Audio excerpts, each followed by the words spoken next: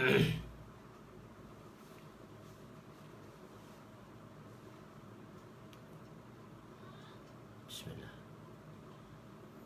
Mula mai masuk. Bismillahirrahmanirrahim. Boleh mula masuk. Masya-Allah. 7 orang, 9 orang, 12 orang, 18 orang. Waalaikumsalam warahmatullahi wabarakatuh. Waalaikumsalam warahmatullahi wabarakatuh. Bismillahirrahmanirrahim. Assalamualaikum warahmatullahi wabarakatuh. Subhanaka la ilma lana illa ma 'allamtana innaka antal alimul hakim. Wa la hawla wa la quwwata illa billahil aliyyil azim. Rabbi yassir wa la tu'assir wa tammim bil khair ya fattah wa bika nasta'in. Nahmaduhu wa nusalli wa nusallim ala rasulihil karim wa ala alihi wa ashabihi al-fatihina bihadiyihim ila al-haqiqatil majadha amma ba'du. A'udzu billahi minasy syaithanir rajim. Bismillahir rahmanir rahim. Inna anzalnahu fi lailatul qadr wa ma adraka ma lailatul qadr. Lailatul qadri khairum min alf syahr. Tanazzalul malaikatu warruhu fiha biizni rabbihim min kulli amr.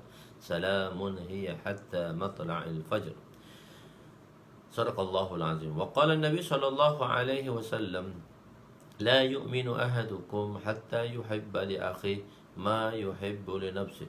Wa qala an-nabi sallallahu alaihi wasallam, naddarallahu imra'an sami'a maqalati fa wa'aha summa addaha kama sami'a rubba muballighin aw amin sami'in atau kama qala alaihimus salatu wassalam. Jadi alhamdulillah, bersyukur kita kepada Allah Subhanahu wa taala kerana dengan kekurniaannya, kerana dengan kasih sayangnya, Allah Subhanahu wa taala memberi kita peluang dan masa untuk kita menambahkan amalan-amalan kita yang berada di bulan Ramadan, supaya dapat kita menuai sebanyak-banyaknya. Ramadan juga dikatakan ialah musim untuk menuai amalan. Tuaian kita yang mana kita tuai hasilnya sangat lumayan. Semoga Allah Subhanahu wa taala kurniakan dengan nikmatnya yang besar terhadap kita berterusan. Amin. Jadi alhamdulillah, pada hari ini kita akan menyambung kembali pengajian kita pada hari yang ke-17 di dalam Ramadan, iaitu pengajian kita pada muka surat 189. Dan pada hari ini, sebelum memulakan pengajian sedikit sebanyak, pada tarikh 17 hari bulan ini, satu tarikh yang amat besar kepada orang Islam, iaitu satu peristiwa yang berlaku yang merupakan titik tolak kepada orang Islam, iaitu satu peperangan yang besar, iaitu peperangan Badar. Berlaku pada tahun 2 Hijrah, sewaktu Nabi SAW telah berpindah ke Madinah, dan berlaku pada tahun 2 Hijrah pada 17 hari bulan pada 17 Ramadan. Dan 17 hari Ramadan ini juga peristiwa yang amat besar yang berlaku kepada orang Islam, yang mana kita panggil dia iaitu hari nuzul Al-Quran, yakni turunnya Al-Quran, hari turunnya Al-Quran. Cuma di dalam penurunan Al-Quran ini terdapat sedikit perbezaan, terdapat sedikit ikhtilaf, ada sedikit perceranggahan. Quran mengatakan Al-Quran diturunkan pada malam Lailatul Qadar. Inna anzalnahu fi lailatin mubarakatin inna kunna munzilin. Ini dalam ayat surah Ad-Dukhan, ayat yang pertama. Amin. Inna anzalnahu fi lailatin mubarakatin inna kunna munzilin. Ini ayat surah Ad-Dukhan, ayat yang pertama. Dan surah Al-Qadar sendiri, itu lailatin mubarakatin. Inna anzalnahu fi lailatul qadr. Inna anzalnahu fi lailatul qadr. Turunnya Al-Quran di bulan di malam Lailatul Qadar. Jadi kalau kita melihat daripada hadis Nabi SAW, malam Lailatul Qadar itu, baginda SAW memerintahkan kita untuk mencari malam Lailatul Qadar pada malam 20 terakhir, iaitu daripada malam ke-20 terakhir Iaitu kalau dan di baginda SAW memerintahkan kita, iaitu memberatkan kita kedatangan Lailatul Qadar itu pada hari-hari yang ganjil. So malam 21 hingga ke malam terakhir. Jadi Al-Quran diturunkan pada malam Lailatul Qadar. Al-Quran itu diturunkan pada malam Lailatul Qadar. Jadi tetapi kita menyambut turunnya Al-Quran pada 17 Ramadan. Dalam Al-Quran mengatakan dalam dua ayat tadi yang saya baca dalam surah Ad-Dukhan ayat pertama dan juga surah Al-Qadar ayat pertama, inna anzalnahu fi lailatul qadr wa ma adraka ma lailatul qadr lailatul qadri khairum min alf syahr, yang diceritakan tentang adanya Lailatul Qadar itu adalah lebih baik daripada 1000 bulan. Jadi Al-Quran mengatakan malam Al-Quran itu diturunkan pada malam Lailatul Qadar. Sedangkan kita menyambut nuzulnya Quran itu adalah daripada 17 Ramadan. Kenapa? Dalam Al-Quran mengatakan malam Lailatul Qadar bermakna malam yang ke-21. Tapi kenapa yang ke-17? Kerana dalam riwayat hadis daripada riwayat Ibnu Katsir, waqala Ibnu Katsir fil Bidayah wan Nihayah, dan berkata Imam Ibnu Katsir dalam bukunya Bidayah wan Nihayah, naqlan 'anil Waqidi, yang dinakalkan daripada 'anil Waqidi an Abi Ja'far, dan daripada Abi Ja'far Al-Baqir, annahu qala kana ibtida'ul wahyu ila Nabi sallallahu alaihi wasallam yaum al-Itsnain li 17 khalat min Ramadana wa qila min Rabiul wa Ishrina al-Intiha. Jadi dikatakan di dalam Imam Ibnu Katsir ni masyhur dengan tafsirnya, mengatakan bahawa di dalam kitabnya Bidayah wan Nihayah yang dinakalkan oleh Imam Waqidi daripada Abi Ja'far Al-Baqir, mengatakan permulaan wahyu yang diturunkan kepada Nabi pada hari Isnin, iaitu pada hari yang ke-17, pada hari yang ke-17 daripada Ramadan. Juga dikatakan ataupun hari yang ke-24 Ramadan, hari ke-24 Ramadan, pada hari yang ke-24 Ramadan. Itu riwayat yang kedua lah. Jadi maksudnya pada 17. Kita menyambut nuzul Al-Quran itu ialah nuzul Al-Quran itu pada 17. Kita menyambut hari nuzul Al-Quran itu 17. Kata 17. Tapi kalau dalam Al-Quran kata Al-Quran itu diturunkan pada malam Lailatul Qadar. Ada sedikit percanggahan. Ada sedikit i'tiradat lah, ada sedikit perbezaan lah di situ, ikhtilaf lah, perbezaan lah salah satunya. Jadi hendaklah kita jelaskan, sebelum ini kita telah belajar tentang rukun iman, iaitu beriman kepada kitab, dan di situ kita menceritakan bahawa Al-Quran itu macam mana Al-Quran itu diturunkan, Jadi dia ada 3 proses Al-Quran. Jadi untuk fahamkan benda ni, kenapa berlakunya agak ta'arud di situ, iaitu agak perselisihan pendapat di situ. Nabi mengatakan hari ke-17, sedangkan Al-Quran mengatakan di malam Lailatul Qadar, mungkin pada 21 atau 28 kalau ikut tarikh daripada sejarah tu, pada malam 21 atau 28. Jadi malam yang ganjil 21 lah kita kata. Dari kalau tengok daripada itu 21, ni kita menyambutnya 17. Jadi agak berbeza lah sedikit pendapatnya di situ. Jadi telah kita jelaskan Al-Quran daripada zat Allah dan diturunkan kepada Lauh Mahfuz. Jadi peringkat pertama daripada zat Allah. Al-Quran itu kalamullah, sifat Allah. Daripada itu dipindahkan, diturunkan kepada Lauh Mahfuz. Dan Lauh Mahfuz, daripada Lauh Mahfuz diturunkan kepada langit pertama, iaitu Baitul Izzah. Secara keseluruhan Al-Quran, maknanya di malam pertama Al-Quran itu secara keseluruhannya di Baitul Izzah, iaitu itu keseluruhan. Inilah dikatakan dalam perbahasan ulama dikatakan bahawa Al-Quran tu inna anzalnahu fi lailatul qadar. Al-Quran itu diturunkan pada malam Lailatul Qadar, seluruh Al-Quran daripada Lauh Mahfuz ke Baitul Izzah di langit pertama, dan daripada langit pertama diturunkan ke dunia sebanyak selama 23 tahun.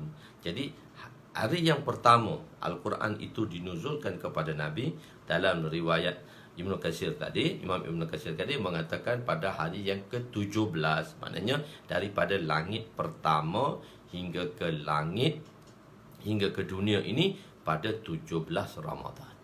Jadi tidak ada perselisihan di situ. Seluruh Al-Quran diturunkan daripada Lauh Mahfuz, daripada kalam nafsi kepada kalam lafzi di langit pertama. Seluruh Al-Quran diturunkan seluruh Al-Quran. Maknanya sebab tu setiap tahun Nabi membaca Al-Quran dengan Jibril, bertadarus Al-Quran dengan Jibril setiap tahun, mengkhatamkan Al-Quran, sedangkan Al-Quran masih lagi diturunkan kepada Nabi SAW, iaitu penurunan secara berperingkat-peringkat. Inna nahnu nazzalna, yang kita bahaskan dulu, persoalan yang dikatakan oleh orang-orang Kristian, mengatakan inna nahnu nazzalna zikra. Al-zikra tadi, perbincangan ini telah kita bincangkan di dalam bab beriman kepada kitab dahulu secara ringkas. Okey, jadi maksudnya kita tatbikkan. Jadi bila ada perselisihan cara dia, pertama ulama-ulama tatbikkan. Jadi dikatakan Al-Quran, disebutkan Al-Quran itu diturun pada malam Lailatul Qadar, iaitu pada keseluruhan Al-Quran daripada Lauh Mahfuz ke langit pertama, dan daripada langit pertama diturunkan ke bumi iaitu pada 17 Ramadan. Pada hari ke-17 Ramadan. Okey, khair di situ.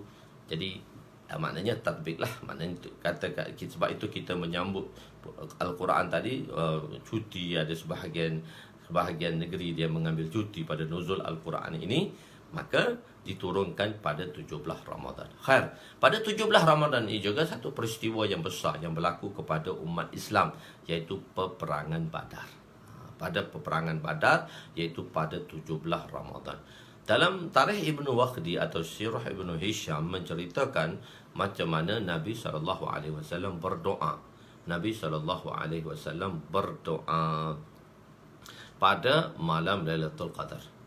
Seorang sahabat telah bertanya baginda SAW, ayy doa asma'u indallah, manakah waktu untuk kita berdoa yang mana doa kita paling Allah Subhanahu wa taala terima, paling Allah mendengar. Perkataan sami'ah dalam bahasa Arab dia memberi dua makna, mendengar dan menerima. Mendengar dan menerima.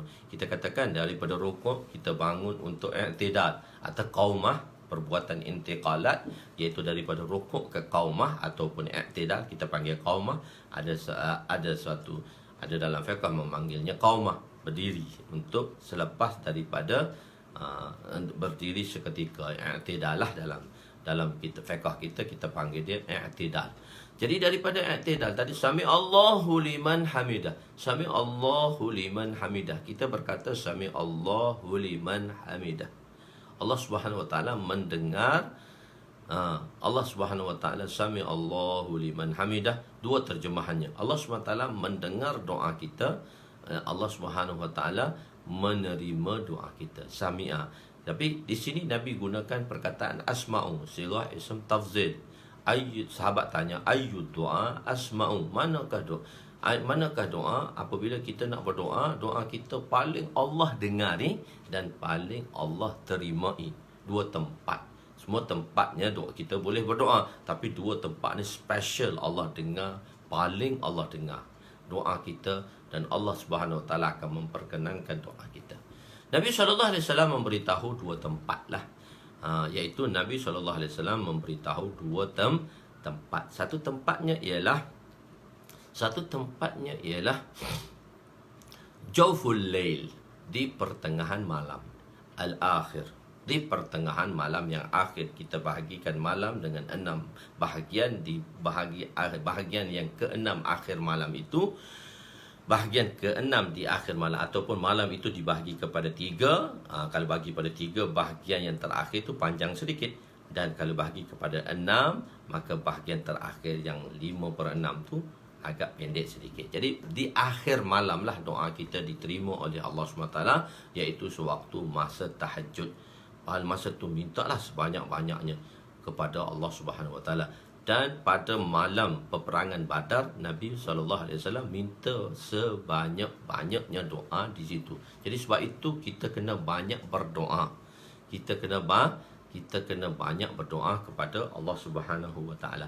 Okey, dan satu tempat lagi yang mana tapi pada waktu malam ini hanya segelintir sahaja orang yang mana dipilih oleh Allah Subhanahu Wa Taala, illa man rahima rabbi, kecuali orang yang mana dipilih oleh Allah Subhanahu Wa Taala dan orang yang diberi taufik oleh Allah Subhanahu Wa Taala. Dan kita jelaskan makna taufik dahulu, iaitu kesungguhan. Apabila kita bersungguh, maka di situ Allah Subhanahu Wa Taala insya-Allah akan memberi taufik kepada kesungguhannya. Tarjihul asbabil khair li husuli matlubil khair, yang telah didefinisikan oleh Allamah Taftazani di dalam kitabnya, kitab Syarah Tahzib, yang menerangkan makna taufik.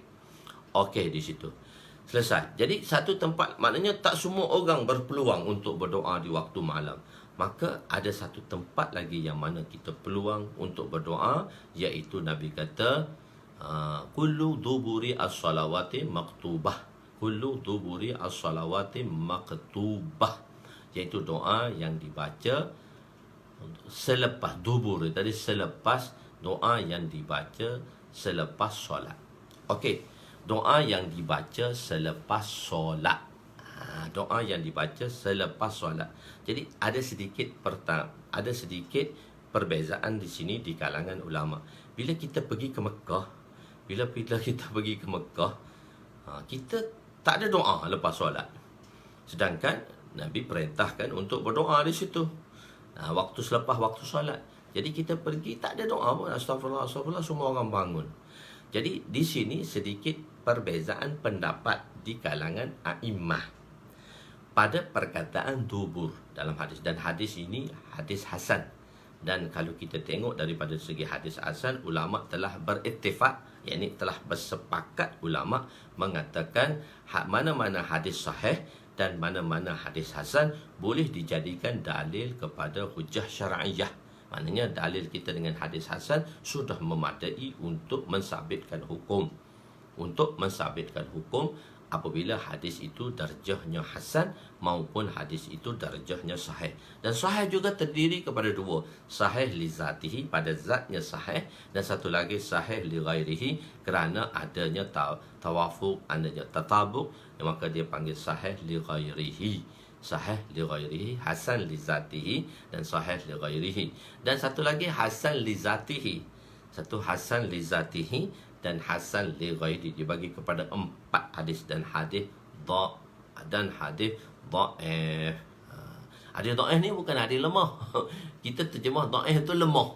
Jadi bila terjemah dhaif tu lemah, maka dia kata-kata tak boleh jadi dalil. Kita panggil dia hadis dhaif. Dan hadis dhaif ni dia banyak lagi. Kalau dhaif itu dapat ditampung oleh qasratut turuq ataupun qasratut turuq, tarik-tarik yang meriwayatkan hadis itu, menyebabkan hadis itu boleh naik darjah, iaitu kepada hasan li ghairihi. Dan apabila hadis itu sampai kepada hasan li ghairihi, maka hadis itu kita panggil dia, kita boleh dijadikan hujah. Seperti hadis talibul ilmi faridatun ala kulli muslimin wal muslimat. Hadis ini masyhur di kalangan orang-orang Islam. Dan hadis ini di dalam riwayatnya riwayat dhaif. Jadi biasa kita terjemah dhaif ni hadis lemah. Hadis lemah pula. Jadi hadis tu kita tak kata hadis lemah. Bila hadis lemah tak boleh pakai, dia kata. Hadis tu dhaif mengikut rawinya. Tetapi oleh kerana hadis ini masyhur dengan turuknya, maka hadis ini sampai kepada darjah hasan li zat li ghairihi, maka boleh dijadikan dalil. Okey, berbalik kepada perkataan dubur tadi. Di dalam perkataan dubur itu ialah satu perkataan di dalam bahasa Arab yang mempunyai 2 makna. Dipanggil lafaz mushtarak. Bukan 2 maknanya, sekurang-kurangnya ada 2 makna. Satu lafaz yang mana satu perkataan yang ada satu makna hakikat, satu makna majaz. Faham dulu? Satu makna hakikat, satu makna majas. Makna hakikat ni makna asal. Makna asal kepada perkataan itu. Makna majas ni makna tumpangan atau makna yang masyhur di kalangan uruf, di kalangan masyarakat. Turuk itu apa? Turuk itu adalah rawi-rawi yang meriwayatkan hadis tadi. Turuk itu jamak kepada tariq lah. Tariq jamak dia adalah turuk. Maknanya cara penriwayatan hadis itu ramai rawi-rawi yang meriwayatkannya. Itu kena bahas pula dalam ilmu mustalah hadis lah. Jadi sini saya tak nak cerita tentang ilmu mustalah hadis kerana perbahasan dia berbeza. Okey, cuma nak beritahu turuk itu adalah jalan-jalan hadis tadi yang diriwayatkan oleh rawi. Dia ada tarik, turuk-turuk dia tadi. Dan dia dipilih oleh rawi-rawi tersebut oleh ulama-ulama dalam menjambil hadis tersebut. Khair, itu panjang dalam turuk tadi. Khair, jadi jadi kita berbalik kepada perkataan mustarak tadi. Jadi satu lafaz, satu perkataan yang mana dia ada satu makna hakikat dan dia ada satu makna asal, dan satu lagi makna naqal. Makna naqal ataupun makna majas lah, kita panggil dia makna maqal, makna naqal. Misalnya perkataan solat, kalau pada makna asalnya doa, tapi sekarang dia telah menjadi makna naqal dah, iaitu perbuatan arkanu maksusah, iaitu rukun-rukun yang khusus. Solat itu satu rukun-rukun yang khusus, bukan hanya apa dia itu? Bukan hanya memberi makna doa. Okey, misalnya contoh perkataan dalam bahasa Melayu mudah, qalbun. Qalbun ini makna asalnya jantung, tapi telah digunakan kepada makna kedua, iaitu makna majas hati. Telah kita bahaskan dulu dalam bab innamal a'malu binniyat. Innamal a'malu binniyat. So kita telah bahaskan, tengoklah video yang pertama dulu, hari yang pertama dahulu. Tonton tengok balik video tersebut. So saya tak nak cerita lagi lah di sini. Okey, maknanya dia ada satu makna asal dan satu lagi makna majas. Majas muta'araf dia panggil. Makna yang kedua yang telah masyhur di kalangan uruf, di kalangan masyarakat. Misalnya perkataan qalbun yang makna asalnya jantung, tetapi telah dimaknakan oleh kita semua makna dia hati. Kita kata qalbun tu, itu kita terjemah hati. Itu makna kedua, dan makna kedua itu, makna tu lebih masyhur daripada makna asal hakikatnya, makna asalnya. Jadi berbalik kepada perkataan mustarak. Berbalik kepada perkataan mustarak. Mustarak ini ialah satu lafaz yang mana mempunyai banyak makna, dan makna-makna pada lafaz tersebut hanya makna hakikat, bukan makna majas. Boleh faham? Makna bagi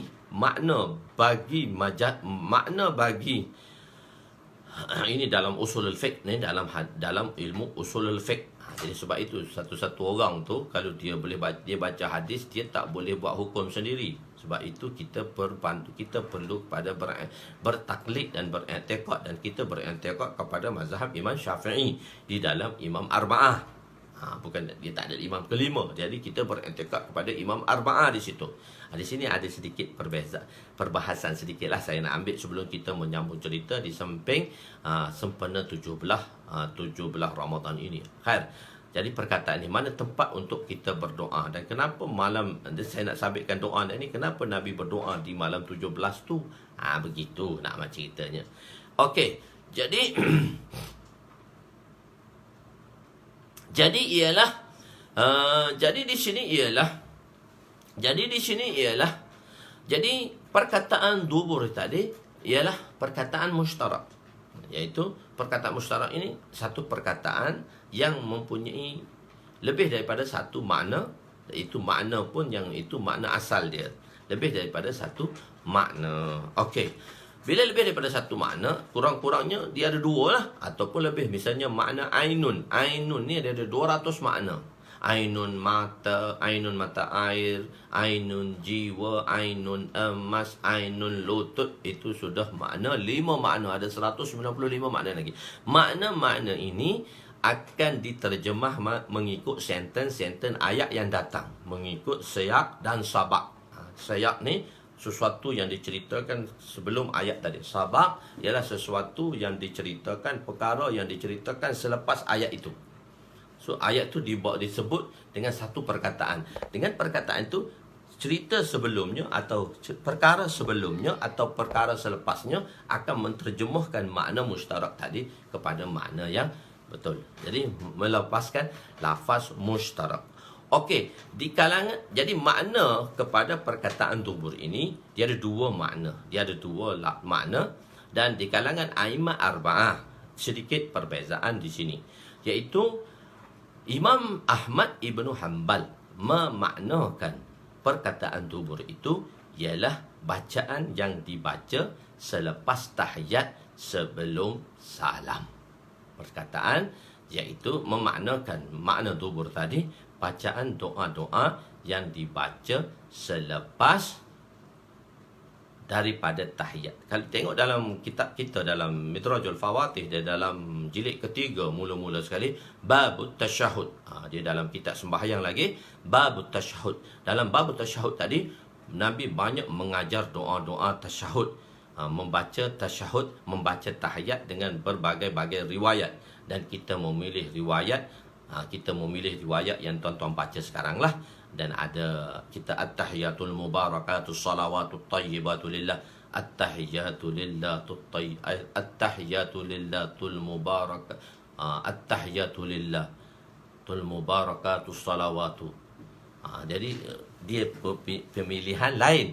Imam Hanafi memilih lain, riwayat lain. Jadi okey, mengikut meletakkan di antara banyak riwayat tu, dia pilih satu riwayat yang mana bagi mereka itu riwayat yang kukuh bagi imam-imam tersebut dengan dalil-dalil mereka, dan mereka memasukkan di dalam tahiyat yang dibaca oleh pengikut-pengikut dalam sembahyang kita. Okey. Jadi perkataan dubur ini dia memberi makna bacaan selepas tahiyat. Jadi banyak doa-doa di dalam tahiyat Nabi doakan, Nabi ajar doa-doa di dalam tahiyat tadi banyak sekali. Dari bagi mazhab Imam Ahmad, mereka memaksudkan perkataan dubur itu doa di dalam solat sebelum, doa di selepas tahiyat di dalam solat. Itu adalah pendapat beliau. Jadi sebab itu kita pergi Mekah, tuan-tuan tengok tak ada doa lepas sembahyang. Tapi tiga imam yang besar, Imam Abu Hanifah, Imam Malik dan Imam Syafi'i, mengatakan perkataan dubur itu ialah doa selepas sembahyang. Jadi kita doalah selepas sembahyang. Kita doalah selepas sembahyang, dan kita mentarjihkan doa selepas sembahyang. Okey, dalam ikhtilaf ini kita mesti berlapang dada, dan jadi di Mekah itu kita mengatakan dia fatwa Imam Ahmad lah. Walaupun sekarang mereka dikuasai oleh Salafi, tetapi kita okeylah, kita nak lapang dada, kita kata mereka itu ialah berfatwa kepada Imam Ahmad. Dan Mekah memanglah dia pendapat mazhab Imam Ahmad, di Madinah mazhab Imam Malik, di Mekah adalah mazhab Imam Ahmad. Jadi kita masih mengatakan mereka itu adalah berpegang kepada mazhab Imam Ahmad lah, walaupun mereka telah dikuasai oleh Salafiyah. Mereka pemahaman Salafiyah tadi, mereka telah dikuasai oleh pemahaman Salafiyah. Khair, tak apa, kita berlapang dada, kita mengatakan okeylah, kau nak baca selepas ke kau tak nak baca selepas. Jadi bagi mereka yang berpendapat doa itu selepas salam, doa itu selepas tahiyat sebelum salam, jangan mengatakan orang yang berdoa selepas salam itu bid'ah. Tak betul. Tak, sedangkan kita sabit daripada hadis. Banyak daripada hadis-hadis Nabi SAW menceritakan untuk kita berdoa selepas sembahyang. Dan doa pula ialah Al-Quran menurunkan tadarruan wa khufiyah. Doa ni mestilah kita baca dengan merendah diri, tadarru' wa khufiyah, dengan perlahan. Tapi kenapa kita menguatkan bacaan doa? Kita menguatkan baca doa adalah disebabkan oleh ta'limul ummah. Nabi nak mengajar sahabat apa yang dia baca, apa sepatut doa yang kamu baca. Jadi itu di segi perbahasan dari sudut a'immah, iaitu kita memilih jalan, iaitu dengan berdoa selepas tahiyat, selepas salam. Kita doa, kita wirid dan sebagainya, dan kita doa, dan doa di sinilah paling Allah Subhanahu wa taala terima. Okey, di segi praktikalnya, okey, di segi amalannya, kalaulah kita tak berdoa kalaulah kita tidak berdoa selepas sembahyang, mana lagi kita nak berdoa? Tuan-tuan fikir, Kalau satu orang tu dia tak take time, dia tak ambil masa untuk berdoa selepas sembahyang, untuk baca doa selepas sembahyang, mana lagi kita nak berdoa? Zaman sekarang zaman touch and go. Orang nak cepat. Dulu bila kena tol, dia panggil touch and go. Orang pakat beli kad touch and go. Orang pakat beli touch and go. Lepas tu kena beratur, tempat lane tu kena beratur dan sebagainya. Lama. Orang pun beli touch and go, kata touch go saja, tak payah nak tunggu manual. Tapi lepas itu diperkenalkan pula smart tag. Laju lagi pada touch and go. Lepas tu hak terbaru pula ni. Frekuensi. Radio frekuensi. RFID.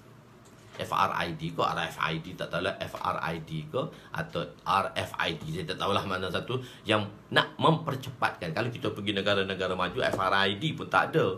Dia ada satu kad touch and go, dia kena letak kat kereta macam Singapura tu, dia lalu saja tempat tol tu, sup, dia dia akan ambil. Kalau siapa touch and go dia tak cukup, dia kena saman. Sebab dia dah ada isyarat dia lalu kawasan touch and go tu dengan dia punya kad tag tu, dia akan ambil isyarat. Kalau siapa tak cukup, dia kena samalah, tak payah tol. Jadi lagi senang, tak ada RFID kena berhenti apa semua, dia jalan je kalau negara maju macam tu. Jadi maksudnya kenapa? Kerana orang nak cepat. Kerana zaman orang nak cepat. Jadi semua orang sibuk, orang tak sempat nak berdoa. Jadi sekurang-kurangnya berdoalah kepada Allah selepas sembahyang. Kalau kita berdoa selepas sembahyang 10 minit ke, 10 minit ke, so kita dapat berdoa dah 5 kali 50 minit. Sedangkan sebab doa selepas sembahyang tu penting. Dan doa itu perlahan. Kenapa Nabi kuatkan?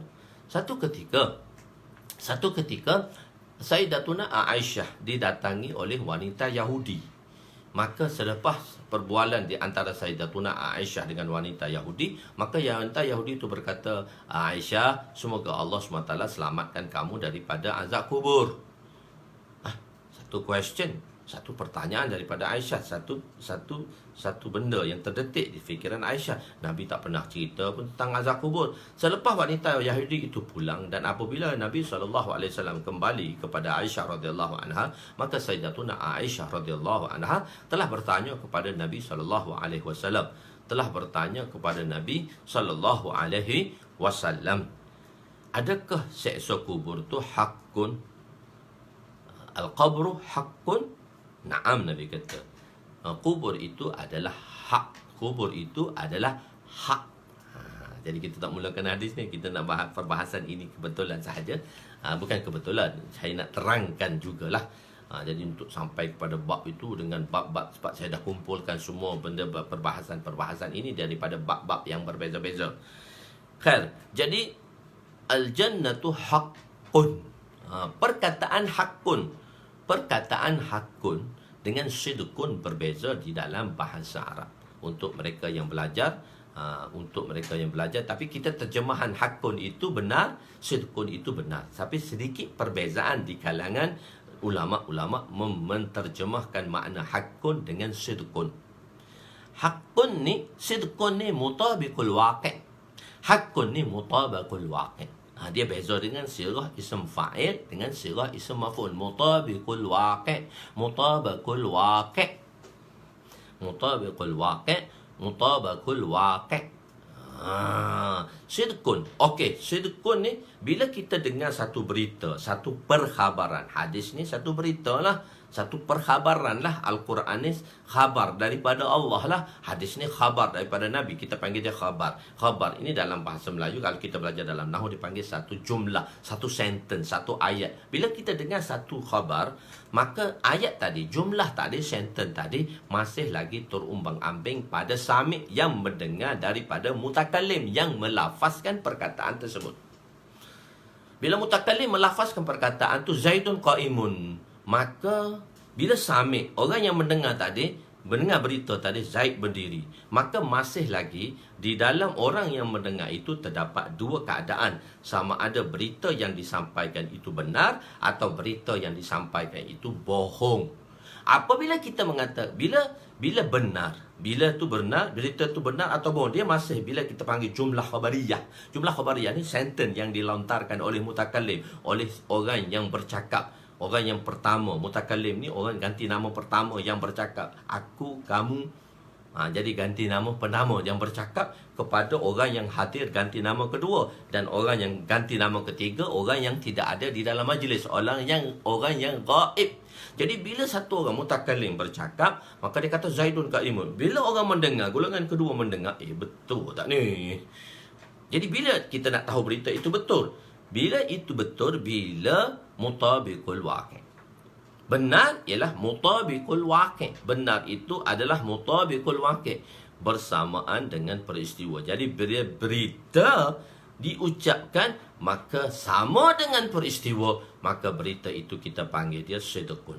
Bila berita yang disampaikan itu tidak sama dengan peristiwa, maka kita panggil berita itu kizbun.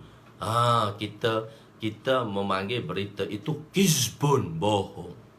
Jadi mutabiqul waqi', maknanya berita yang disampaikan sama dengan peristiwa. Kita di tahun orang-orang yang tua-tua ni, 50-an ni, dulu kita ada warta berita. Baca berita je. Dia baca je. Dia tak ada gambar-gambar lagi. Lepas tu kita akan dapat tengok seminggu sekali peristiwa. Peristiwa jam 10. Peristiwa dunia. Semua kita akan tunggu seminggu sekali peristiwa dunia dengan gambar-gambarnya sekali. Berita tu kita dah dengar dah. Peristiwa tu kita tak tengok lagi. So kita akan tengok peristiwa dengan berita tu dengan side yang berbeza. Dulu kan berita dulu. Orang baca berita je. Berita tak ada gambar-gambar pun.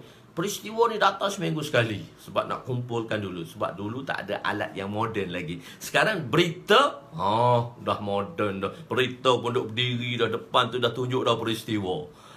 Untuk membenarkan berita tadi. So kita panggil berita tadi, bila dia sidqun, bila dia bersamaan dengan peristiwa yang berlaku. Dia sama dengan peristiwa yang berlaku dengan berita yang diceritakan. Berita itu kita panggil dia sidqun, benar. Hakun ni tidak. Hakun ni ialah mutabaqul waqi'. Kita mesti membenarkan berita itu walaupun bersalahan dengan peristiwa. Mutabaqul waqi', kita mesti, pasal dia sirah ism maf'ul. Sirah ism maf'ul ni sirah yang garanti. Dia memberi makna takkid, berlainan dengan sirah ism fa'il. Sirah ism fa'il dia memberi makna takkid. Bila Sayyidina Musa alaihissalam, bersama dengan pengikut-pengikutnya menghadapi lautan, apa kata pengikutnya? Inna lamudrakun. Inna dia menggunakan perkataan takkid. Lam juga lam takkid. Dan mudrakun itu sirah ism maf'ul.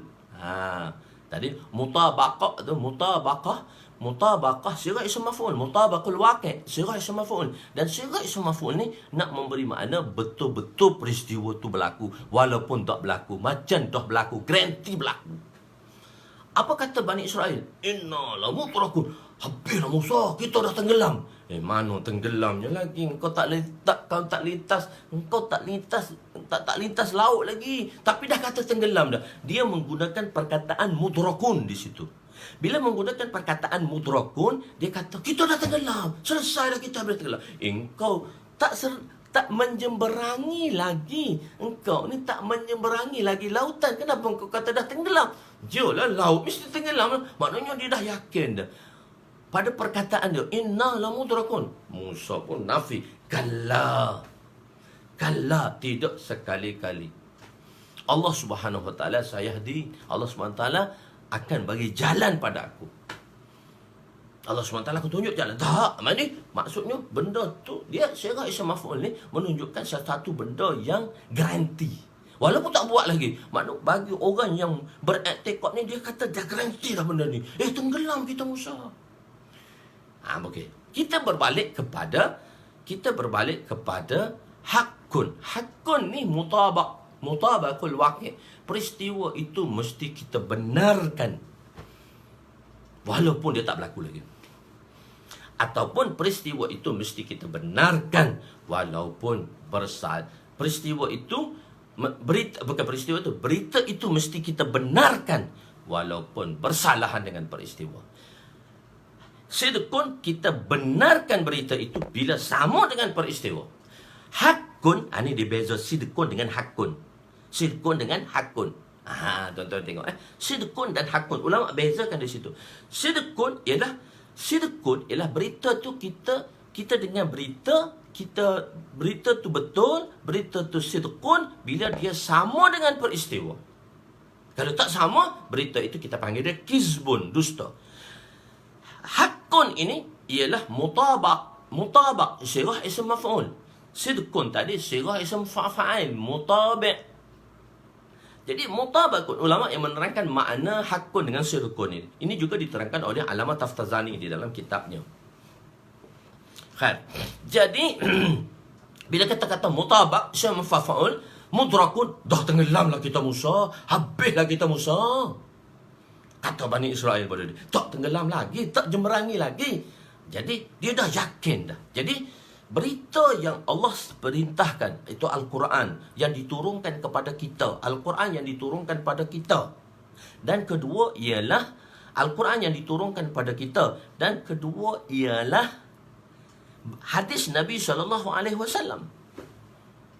Satu Quran pula dia ada apa tu, mutawatir dan masyhur. Hadis pula dia ada mutawatir, masyhur dan khabar wahid. Tu panjang pula tu, kena cerita bab lain pula tu. Itu adalah ilmu mustalah hadis. Jadi sebab itu satu-satu hukum bagi kita orang awam ni tak boleh tengok satu hadis terus kita buat keputusan. Sebab kita boleh jadi mustahil sendiri. Tak, kita mustahil nak faham hadis tu. Jadi yang diumumkan oleh orang baru ni tak apa, kita pakai hadis, kita amal dengan hadis lah. Sedangkan ulama dah bahas dan benda tu. Sebab itu kita perlu berantikad kepada mana-mana daripada ulama fuqaha yang 4 ini. Jangan lari daripada ulama fuqaha yang 4 ni. Sebab kita tak faham hadis tu, kita tak faham ayat tu. Sebab banyak lagi ilmu-ilmu yang harus kita pelajari. Ada 15 ilmu yang kita perlu selalu pelajari. Hak belajar tu pun dia tak boleh jadi mustahid sendiri. Macam saya kata wajib bagi saya ialah saya bertaklid. Walaupun saya mengajar hadis. Saya mengajar hadis berapa lama daripada tuan-tuan. Dan saya mengajar hadis berapa lama daripada tuan-tuan. Tapi saya masih mengatakan saya adalah pengikut, muqallid kepada mazhab-mazhab. Walaupun kita faham, walaupun kita tahu sedikit sebanyak. Ni apa dah orang tak tahu, sikit-sikit baca. Abang baca hadis sahih ke tu? So hadis lain tak boleh baca. Hadis saya je kena baca. Sepupu saya, dia duduk ngaji England. Jadi bila masyhur dalam masyarakat, dia macam semua hadis tu kena sahih. Dia tanya, abang hadis sahih? Saya kata, kau ni baca Fatihah pun tak betul lagi. Kau tanya hadis aku ni hadis sahih tak hadis sahih. So baca hadis lain daripada hadis sahih, tak boleh baca lah. Tak boleh amal lah. Hadis sahih saja. Alah, kau Fatihah pun tak betul. Kau baca Fatihah kat aku dulu, baru betulkan kau. Baru boleh kita nak bahas dalam bab ni. Jadi mutabak ni istirah ism maf'ul. Kita mesti benarkan peristiwa tu walaupun bersalahan dengan, kita mesti benarkan berita tu peristiwa. Kita mesti benarkan sabdaan itu. Kita mesti benarkan firman Allah itu walaupun bersalahan dengan peristiwa. Contoh dia Sayyidina Abu Darda radhiyallahu anhu. Sayyidina Abu Darda radhiyallahu anhu, dia Nabi SAW telah baca, ajar doa pada dia. Kalau kau baca doa ni, Allahumma anta rabbi la ilaha illa anta tu, hingga akhir kita panggil dia doa Abu Darda. Nanti saya kongsikan dalam doa Abu Darda di dalam page saya nanti, apa yang dibacakan oleh Sayyidina Abu Darda, ataupun siapa yang boleh tunjukkan di sini tentang doa Abu Darda, Allahumma anta rabbi la ilaha illa anta ila akhirih tadi. Dia tu baca doa tadi. Bila kita baca doa tadi, bila Nabi SAW kata, kau keluar daripada rumah ni, kau baca doa ni, rumah kamu tak terbakar. Jadi sabdaan Nabi, dia yakin, dia kata hakun, mesti membenarkan sabdaan ini. Berita yang disampaikan oleh Allah, berita yang disampaikan oleh Nabi. Berita yang disampaikan Allah tu firman Allah Ta'ala lah. Berita yang disampaikan oleh Nabi tu sabdaan Nabi SAW lah. Bukan Sayyidul Istighfar. Tulis, tuan-tuan tulis doa Sayyidina Abu Darda, so dia akan keluar selalu. Bukan Allahumma anta rabbi Sayyidul Istighfar, tidak lain. Ni doa khas ni, doa Abu Darda. Saya pun terlupa nak baca doa macam mana. Okey. Panjang cerita dia kalau huraian doa tu. Sebab nak cerita ni dulu. Satu saya tampalkan. Jadi ialah doa tu, Saidina Abu Darda keluar daripada rumah dia, maka dia pun baca doa ni. Bila dia baca doa ni, bila Saidina Abu Darda keluar daripada rumah dia, dia pun baca doa ni. Bila dia baca doa ni, Allahu Akbar. Bila dia baca doa ni, ialah di akhir manzil tu, belakang akhir manzil tu, doa tu yang dibuat oleh Syekhul Hadis. Okey, khair. Jadi bila dia baca doa ni, dia yakin bahawa rumah dia tak terbakar. Nabi kata, kau baca doa ni, rumah kau tak terbakar. Bila kau baca doa ni, rumah kamu tak terbakar. Maka satu orang bawa berita, Abu Darda, rumah kau tak terbakar. Dia bohongkan berita tu. Dia kata, tak, rumah saya tak akan terbakar. Sebab dia benarkan sabdaan Nabi. Hakun. Dia benarkan sabdaan Nabi. Dia benarkan sabdaan Nabi. Itu dia panggil hakun. Orang kedua mari, Abu Darda, aku tengok dengan mata aku ni, rumah kau terbakar. InsyaAllah rumah aku tak terbakar. Aku yakin rumah aku tak terbakar. Abu Darda, orang ketiga mari, Abu Darda, aku tengok satu kampung dah terbakar, termasuk rumah kau. Tak, mana rumah aku boleh terbakar? Mana rumah aku boleh terbakar? Mana doa aku boleh terbakar? Nah, adik saya tu, hasilkan doa tadi. Abang Nur dah bagi dah doa itu. Kan? Jadi rumah aku tak terbakar. Orang keempat mari. Abu Darda, betul lah rumah kau tak terbakar. Aku dah kata dah rumah aku tak akan terbakar. Aku yakin dah. Kenapa kau yakin? Aku telah baca doa ni. Nabi kata, kalau siapa yakin dengan doa ni, kalau siapa hakkan doa ni. Sebab itu perkataan Allah tidak sidqun. Al-jannatu haqqun, an-naru haqqun, al-qabru haqqun. Semua Nabi kata dengan perkataan hakun. Hakun. Walladzina amanu wa hajaru wa jahadu fi sabilillah walladzina amanu wa nasaru ulaika humul mu'minuna haqqan. Ulaika mu'minuna haqqan. Mukmin yang haqqa. Dia tak kata mukmin sidqun, mukmin haqqa. Mukmin yang begitu meyakini sabdaan Allah, firman Allah dan sabdaan Nabi sallallahu alaihi wasallam. Doa yang mana? Sabdaan Allah SWT dan iaitu sabdaan Nabi sallallahu alaihi wasallam. Itu doa yang mana telah dibaca oleh Saidina Abu Darda. Dan Saidina Abu Darda itu yakin dengan doa. Itu kita panggil dia hakun. Itu kita panggil dia hakun. Jadi berita yang disampaikan itu adalah benar. Berita yang disampaikan. Okey, balik kepada doa. Jadi Nabi kata, al-qabru hakun. Kubur tu betul, Aisyah, mesti kau benarkan. Bila selepas itu Aisyah kata, aku dengar setiap kali selepas sembahyang Nabi SAW doa kat mimbar.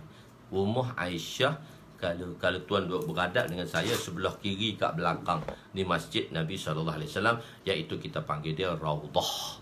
Tempat Raudah Nabi SAW dah. Rumah Aisyah itu adalah Raudah.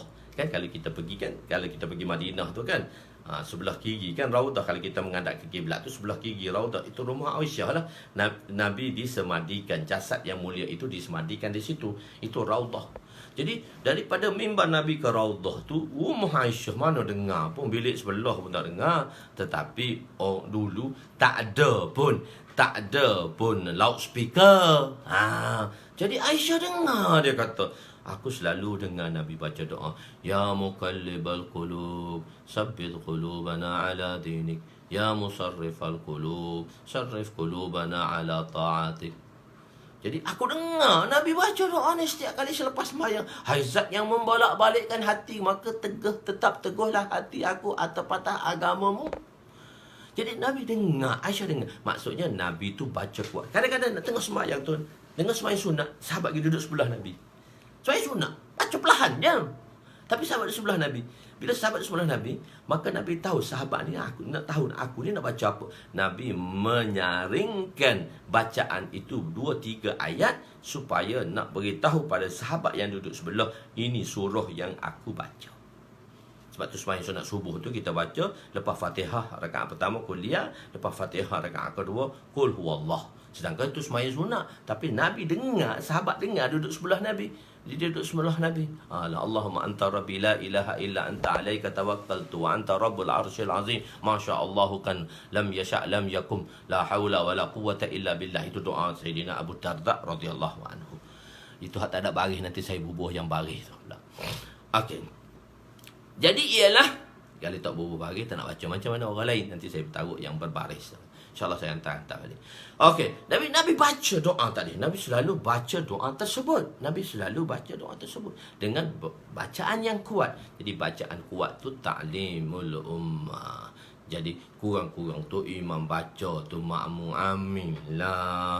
Ni bila lagi masa nak berdoa? Kalau kita tak berdoa, ada tak satu masa kita bagi peluang? Okey, dalam masa 24 jam aku akan berdoa kepada Allah. Hak tak berdoa lepas sembahyang tu dia boleh bagi masa tak? Dalam masa 24 jam ni dia berdoa kepada Allah. Astagfirullah, angkat tangan begitu je lepas sembahyang pun tak berdoa. Jadi kalau kita berdoa selepas sembahyang, praktikalnya banyak. Jadi kalau kita nak berdoa waktu lain tak ada. Jadi jangan mengatakan bid'ah dalam doa selepas sembahyang. Panjang lebar dah kita bahaskan di sini. Jadi kalau kamu tak nak berdoa sunnah, jangan kata berdoa tu tak sunnah. Tak sunnah pula. Ini perbahasan dia dari segi perkataan zuhur itu dan ulama telah menjelaskan. Okey, balik pada cerita ni. Nabi doa panjang, Nabi doa waktu malam, tengah malam. Nabi doa, ya Allah selamatlah umat ini. Kalau umat ini nak menentang musuh esok hari, maka umat ni kalah, sahabat kalah segala, maka agama tak naik. Nabi doa selepas Isyak. Dan Nabi doa yang begitu panjang. Dekat subuh baru Sayyidina Abu Bakar datang, tepuk Nabi. Dia kata, ya Rasulullah, dah cukup dah. Doa Tuhan Allah dah terima dah. Lepas 8 jam baru kata cukup. Okey, masih panas 6 jam. Nabi doa 6 jam malam tu sebelum berlakunya Badar. Nabi doa 6 jam malam tu sebelum berlakunya Badar. Sebelum berlakunya Badar, Nabi doa 8 jam. 6 jam Nabi doa, 6 jam. Barulah masa tu Nabi doa 8 jam. Jadi Allah sepanjang malam, seorang Nabi, Khatamul Anbiya, Imamul Mursalin. Nabi itu imam kepada Imamul Anbiya, Imamul Anbiya, Khatamul Anbiya, Sayyidul Mursalin, ketua kepada semua rasul-rasul, Imamul Anbiya, imam kepada semua nabi-nabi. Yang mana nabi tadi imam kepada semua nabi-nabi, Imamul Anbiya tadi. Jadi semua tersebut, semua dalam amalan tadi namakan Nabi berdoa. Jadi Nabi tadi berdoa. Bila Nabi berdoa sepanjang malam, maka berlakulah peperangan Badar keesokan harinya. Allahu Akbar. Bila dakunya Badar, dalam kitab Tarikh Ibnu Waqdi atau Sirah Ibnu Hisham yang diterangkan di dalam syarah Imam Muslim rahmatullah alaih, iaitu oleh Imam Muslim rahmatullah alaih, bila Nabi SAW ada 2 orang daripada kabilah Bani Ghifar. Dua orang daripada kabilah Bani Ghifar. 2 orang daripada kabilah Bani Ghifar. Bila 2 orang daripada kabilah Bani Ghifar, dia masa tu dia bukan masuk Islam lagi, dia kafir lagi. Maka bila nak berlakunya peperangan Badar, dia kata dia duduk atas bukit, dia nak tengok peperangan Badar yang berlaku esok hari. Jika peperangan Badar tu sebab orang Islam tu sikit, maka orang kafir boleh menang. Bila orang kafir tu menang, maka semasa memungut harta rampasan, kita apa dia? Kita pungut sama-sama harta rampasan. Tapi tunggulah bila orang Islam kalah. Bila orang Islam kalah, tunggu. Jadi bila orang Islam tu kalah, kita tunggu. Saya duduk tengah cari hadis ni.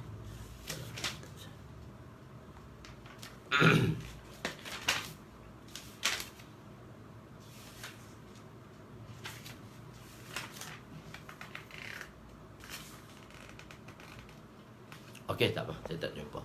Jadi bila orang Islam kalah tu, tapi maka bila nak bertempurnya peperangan Badar tadi, datang satu awan yang hitam. Di atas awan hitam tu bunyi tapak kaki kuda. Dalam hadis tak bunyi macam itulah, saya yang bunyikannya supaya tuan-tuan faham. Jadi ada daripada awan tadi ada bunyi tapak kaki kuda. Nabi SAW beritahu selepas peperangan, iaitu 1,000 malaikat yang turun. Di Badar turun 5,000 malaikat. Peringkat pertama 3,000, dia turun berperingkat-peringkat. Jadi peringkat pertama turun 1,000 dulu. 1,000 malaikat turun dengan Jibril. Semua malaikat itu berkuda. Naik kuda, turun melalui awan tadi. Kuda Sayyidina Jibril namanya Haizum. Ha ya zai waw mim. Haizum, ya Haizum, ya Haizum, ya Haizum. Turun kuda Sayyidina Jibril itu nama Haizum. Bila kuda Sayyidina Jibril itu turun dengan nama Haizum, maka bila turun daripada langit tadi, semua kuda Sayyidina Jibril bersama dengan tentera-tenteranya, 1,000 malaikat yang turun ke tingkat pertama, 5,000 malaikat turun kat Badar. Jadi turun pada peringkat pertama ni 1,000 dulu dengan tentera berkuda. Setiap malaikat berserban. Ada imamah Sayyidina Jibril, nama dia kuda Haizum. Kuda Jibril ni nama dia Haizum. Dan semua malaikat yang 1,000 tu berkuda dengan siap berserban warna putih. Oleh kerana Sayyidina Jibril alaihissalam, dia ketua malaikat, dia pakai serban warna kuning. Tuan-tuan jangan pakai warna kuning pula nak jadi Jibril. Nanti tuan-tuan pakai serban warna kuning. Kenapa Ustaz Usnu kata Jibril pakai serban kuning, kita pakai serban kuning juga? Tak, serban sunnahnya warna putih. Okey, jadi Sayyidina Jibril alaihissalam pun turun bersama, memecah bunyi, turun daripada awan tadi, daripada langit ketiga. Malaikat khusus di atas langit ada 3, 1,000 malaikat dulu datang ni daripada langit tinggal, memecah bunyi. Bila bunyi satu dentuman macam bom, bam, maka kata kabilah Bani Ghifar tu, sepupu saya mati terus dengan bunyi tu. Saya pengsan, saya bangun-bangun, perang dah habis je. Bila nak bunuh setiap malaikat yang ada cemeti, dalam cemeti itu, di hujung cemeti itu ada racun. Bila dia libas dengan cemeti itu kena muka orang kafir, maka racun itu akan menerap masuk ke muka, jadi hitam, terus jatuh mati. Allah Subhanahu Wa Taala telah turun, dan Nabi kata malaikat datang daripada langit ketiga. Sepanjang hari Nabi berdoa kepada Allah Subhanahu Wa Taala di sepanjang malam, dan sepanjang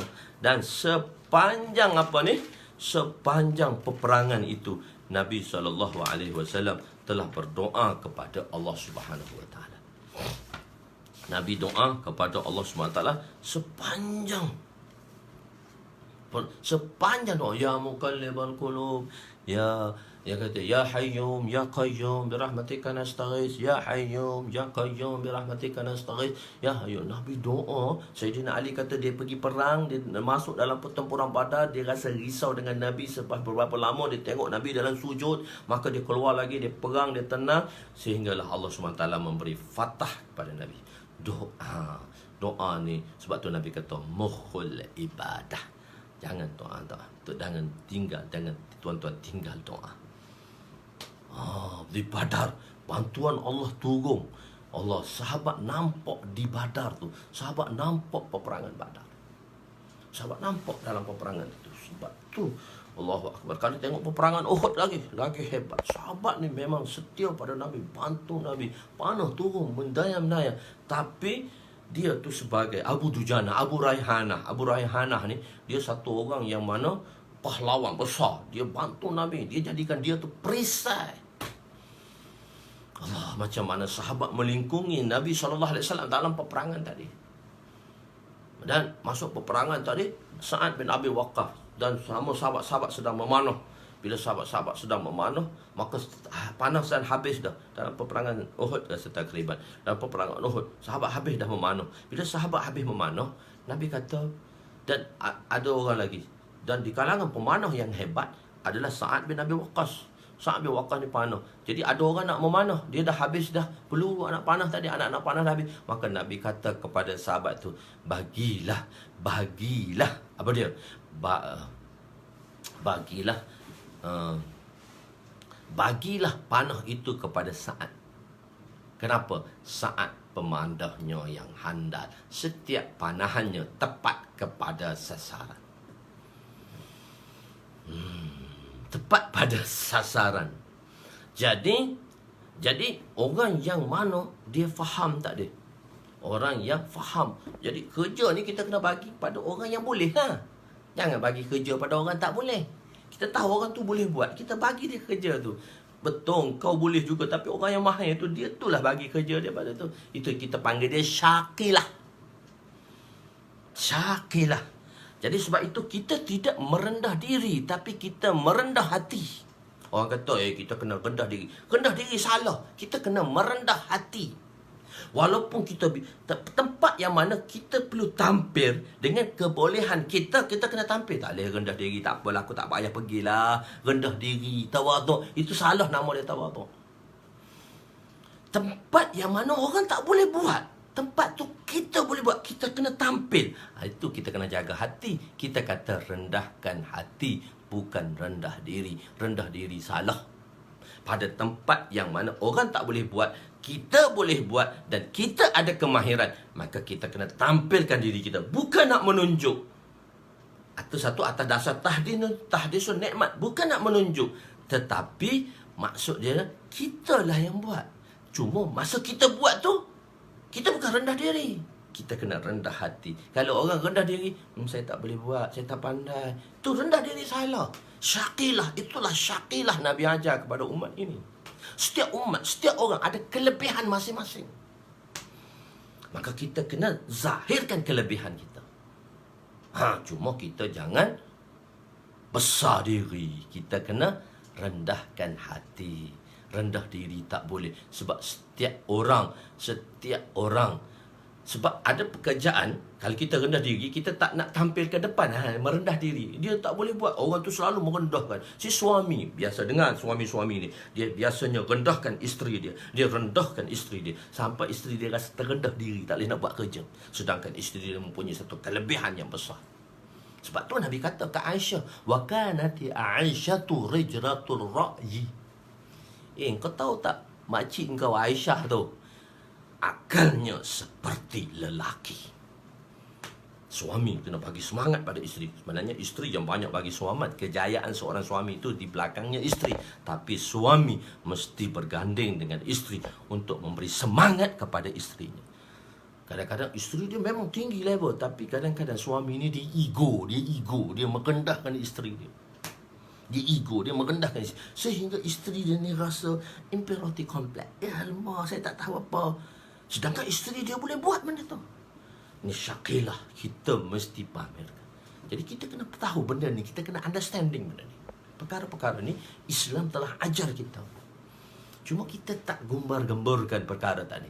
Jadi kita kena rendahkan hati, bukan rendah diri. Rendah hati, kita merendahkan. Ada tempat kita merendah. Rendah hati tu dengan rendah hati tu dari segi perasaan pun kita okeylah, tak perlu saya tampilkan itu. Tapi kalau benda yang kita tampil, sebab tu satu orang sahabat tu nak memanah, Nabi kata jangan. Bagi panah itu pada ahlinya, pada Sa'ad bin Abi Waqqas. Kerana dia pemanah yang handal. Setiap panahan yang disampaikan itu tepat pada sasarannya. Syakilah. Dalam Quran tu ada ayat syakilah tu. Itu makna dia syakilah. Iaitu kelebihan diri. Kita perlu tampilkan kelebihan dan keistimewaan diri kita. Tapi dengan merendahkan hati. Bukan merendah diri. Konsep itulah tempat perkataan tu, merendah diri. Tak merendah diri, tapi maksud tu makna kedua lah, merendah diri. Maksud kita tu merendah hati lah. Tapi kita guna jangan perkataan merendah diri, tapi merendah hati. Merendah hati. Okey, mana pula dah kita cerita. Habis kita tak baca hadis hari ni. Okey, tak apa. Kebetulan kan 17 Ramadan. Nabi SAW. Macam mana bantuan Allah Subhanahu Wa Taala. Qatadah bin Nu'man, Sayyidina Qatadah bin Nu'man, bukan Abu Qatadah. Nak lu kau tak dengar. Ni nama-nama ni perlu ingat ni. Bila kalau cerita sahabat. Nama ni semua. Qatadah bin Nu'man dalam peperangan Uhud. Bila dia berperang, mata dia telah terkeluar, ditetak oleh musuh dengan pedang, mata dia terkeluar. Dia bawa mata dia yang masih melekat lagi, terkeluar daripada tempat mata ni, terkeluar, dia pegang mata dia tu. Dalam Syirah Ibn Hisham ni, dia keluar tu, dia pergi jumpa Nabi. Nabi ambil mata tu, masuk balik. Mata dia sihat balik. Mata dia sihat balik. Siapa nama sahabat tu? Qatadah bin Nu'man. Sayyidina Qatadah bin Nu'man. Allahu Akbar. Sayyidina Qatadah bin Nu'man. Ini peperangan Uhud. So, sebab itu kalau kita dalam Hayatul Sahabah, Maulana Yusuf rahmatullah alaih baca di Nizamuddin, pada tempat kita, markas kita Nizamuddin, kalau malam Lailatul Qadar, kalau Ustaz Amit selalu dibaca cerita ni 17 ni cerita-cerita Badar. So bila kan Hayatul Sahabah ditulis oleh pengarangnya, so pengarang tu tahu situasi masa tu, keadaan macam tu, dan dia menceritakan cerita tu di malam Badar. Ada satu masyaikh tu kata, ya Allah, saya dengar cerita ni macam saya duduk dalam Badar. Tu nampak semangat sikit hari ni tu, supaya tuan-tuan berduduk dalam Badar hari ni. Macam kita ni ada dalam suasana Badar. So language body tu kena tunjuk juga, sebab nak beritahu. Jadi bila kita dengar cerita tu, ya Allah, dia kata aku seperti di Badar. Bila seperti di Badar, semangat dia lebih tak apa, berani untuk agama Allah Subhanahu Wa Taala. Insya-Allah kita dengan doa, jangan tinggal doa kepada Allah Subhanahu Wa Taala, kita jangan tinggal doa pada Allah Subhanahu Wa Taala. Jadi doa tu kurang-kurangnya, at leastnya lepas mayang tu doa lah, jangan tak berdoa. Dah kita tahu dah pentingnya doa tu pun tak baca doa. Cuma satu saja, kenapa kita tidak diberi taufik oleh Allah berdoa? Kerana dosa dan noda. Sebab dosa dan noda lah kita kurang diberi taufik oleh Allah Subhanahu Wa Taala. Sebab dosa dan noda lah kita tidak diberi taufik oleh Allah Subhanahu Wa Taala untuk berdoa kepadanya. Jadi untuk dosa dan noda ini 10 hari kedua, yang mana Allah Subhanahu Wa Taala mengatakan maghfirahnya ada berapa hari lagi? Hari ke-17, 16, 17, 18, 19. Specialist offer maghfirah. Maka bermohonlah, beristighfarlah kepada Allah sebanyak-banyaknya. La ilaha illa anta. Hari ni baca sebanyak-banyaknya kalimah ini. La ilaha illa anta subhanaka inna kunna minaz zalimin. Kalau baca ramai-ramai lah, subhanaka inna kunna minaz zalimin. Kalau kita baca seorang, subhanaka inni kuntu minaz zalimin. Begitu, subhanaka inni kuntu minaz zalimin. Kita baca doa ni sebanyak-banyaknya, kurang-kurang 300 kali sehari. Tapi hari ni bacalah, ingat baca, taubat dan istighfar kepada Allah. Supaya dengan taubat dan istighfar kepada Allah, maka Allah Subhanahu Wa Taala memberi taufik untuk kita berdoa kepadanya. Kita janji hari ni kita akan habiskan dalam 8 suku. So ada 20 minit lagi, InsyaAllah kita sambung pelajaran kita kepada hadis yang ke-12 bracket 11. Wallahualam, sedikit pengosian lah, sejam lebih juga, pengosian macam mana peperangan Badar dan macam mana doa. Jadi so kita kuatkan doa selepas solat ni, jangan tinggal. Kita kuatkan. Bagi ibu-ibu yang tak semayang jemaah tu, dia semayang seorang diri tu, doa. Kalau imam pun dia baca pendek lah doa tu. Dalam imam tu dia baca pendek. Imam kan dia tak baca panjang sangat. Dia tahu semua orang zaman-zaman sibuk ni, zaman sibuk selalu, memang sibuk selalu pun, tak pernah tak sibuk. Maka imam dah sudahkan doa, kita pun doa dengan imam sudahlah. Kalau kita rasa okey, kita tak perlu bangun pun apa, kita duduk lagi terus sambung doa. Kita duduk dan terus sambung doa. Ambil lah, take lah time, 10 minutes. Ustaz kami bagi tahu, Ajib, macam mana nak tambahkan doa? Setiap sebulan untuk jangka masa panjang. Dia ada satu benda jangka masa pendek, satu masa jangka masa panjang. Untuk jangka masa panjang, setiap sebulan kita kena note, kita kena tulis, kita kena buat note, kita kena rancang kehidupan kita. Kita tulis setiap sebulan kita tambah doa seminit. Allah, Ustaz, seminit sikit je, sebulan seminit, tak ada apa pun. Ya, tak ada apa. Lama-lama jadi bukit. Setahun berapa minit kita boleh tambah dalam doa kita? 12 minit.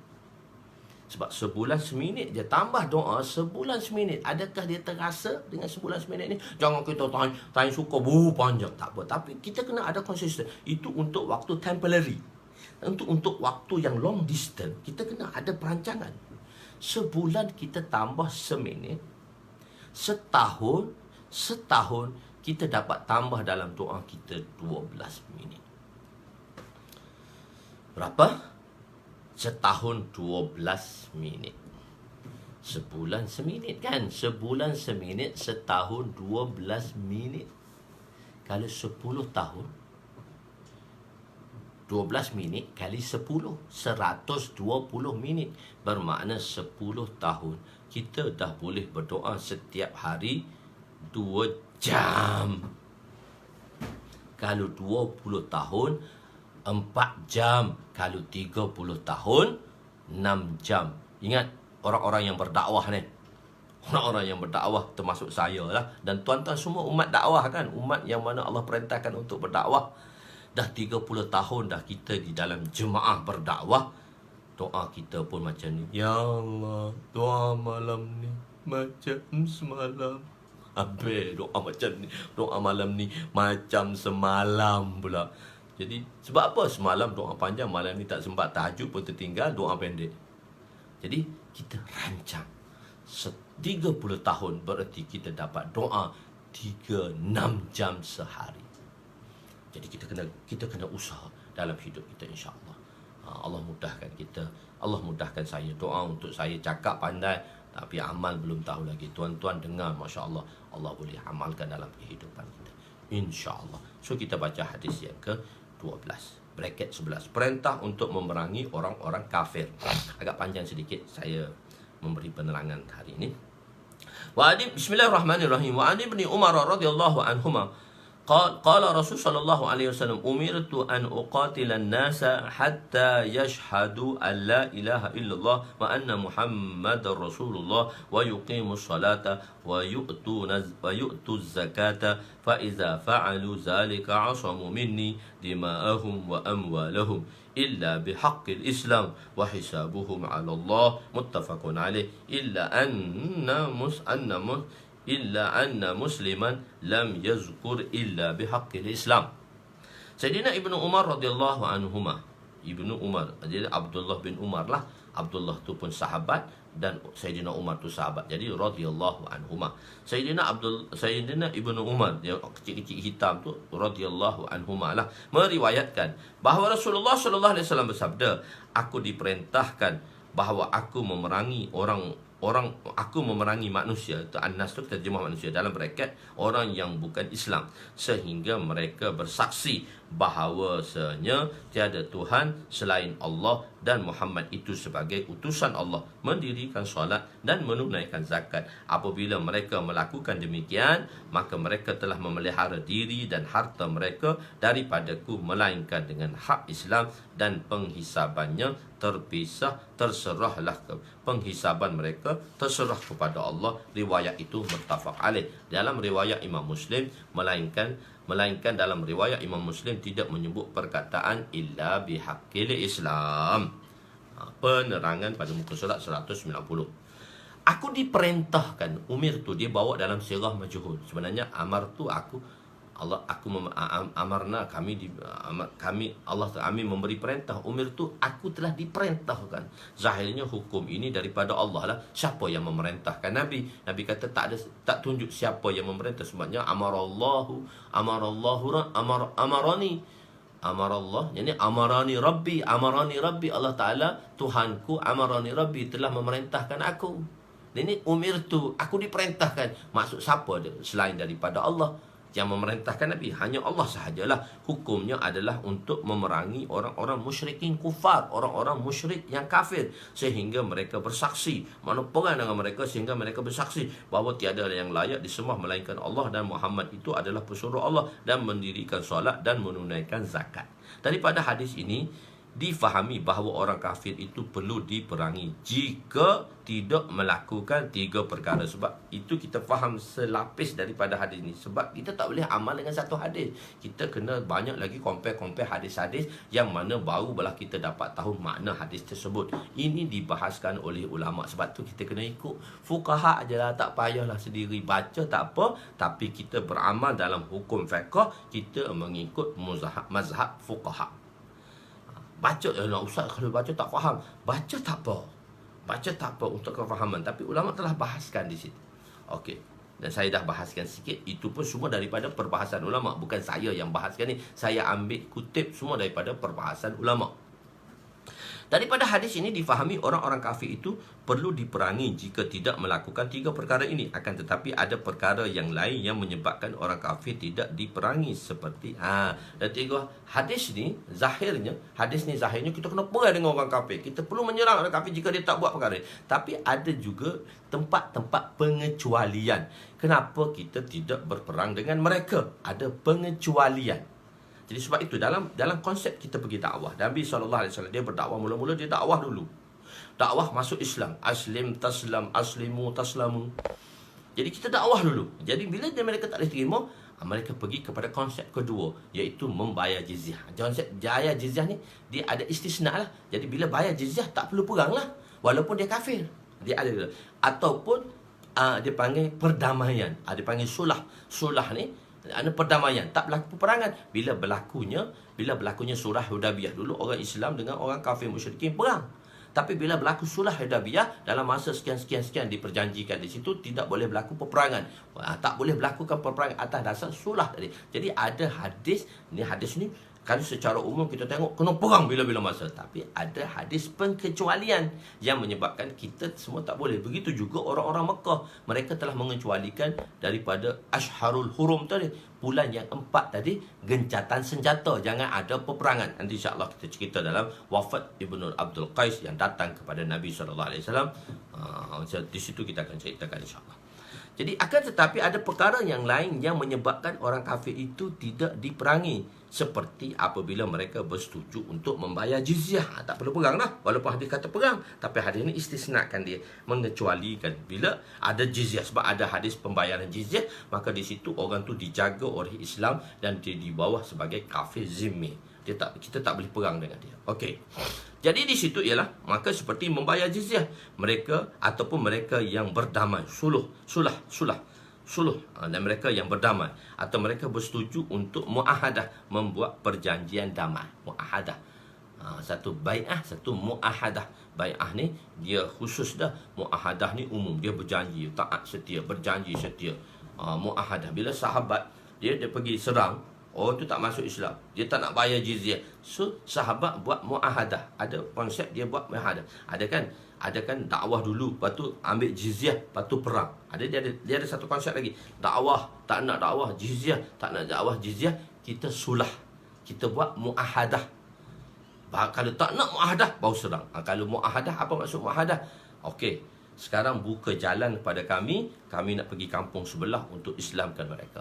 Jadi orang tu dalam muahadah, maka dia berjanji tak nak berperang. Jadi kita boleh bermuahadah dengan dia. Jadi di situ juga terhentinya peperangan.